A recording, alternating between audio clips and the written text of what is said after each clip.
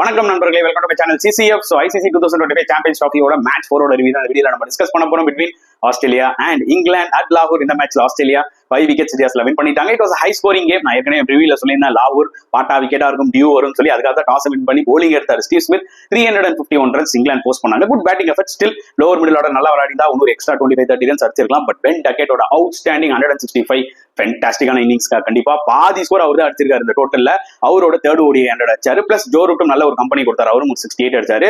Australia polling எடுத்துக்கிட்டீங்கன்னா pen டுவார்சிஸ் ரொம்ப இம்ப்ரெசிவா இருந்தாருங்க. ஏர்லி விக்கெட்ஸ் எடுத்தாரு. மொத்தமா 3 விக்கெட் எடுத்தாரு. Plus Adam Samba as expected செமையா போட்டு 2 விக்கெட்ஸ் எடுத்தாரு. எலிஸ் எக்கனாமிக்கலா இருந்தார். சேசிங்ல வந்து பாத்தீங்கன்னா டிராவிஸ் எர்லியர் அவுட் ஆயிட்டாரு, ஸ்மித் எர்லியர் அவுட் ஆயிட்டாரு. அவ்வளவுதான் ஆஸ்திரேலியா நினைச்சோம். பட் மேத்யூ ஷாட் ஒரு க்ரூஷியல் 63 அடிச்சாரு. பட் ஜாஸ் இங்கிலீஷ் இறங்கி one of the best ODI 100 especially in champions trophy டோர்னமெண்ட்ல அடிச்சாருங்க. 120 அவரோட மேட் இன் 100. அவரோட சேர்ந்து அலெக்ஸ் கேரியும் ஒரு க்ரூஷியல் 68. அதுக்கப்புறம் மேக்ஸ்வெல்லும் அதிரடியில இந்த கேம் 5 விக்கெட்ஸ் வித்தியாசத்துல வின் பண்ணிட்டாங்க. இங்கிலாந்து போலிங் படுமட்டமா இருந்துச்சு, டு பி வெரி ஆனஸ்ட்.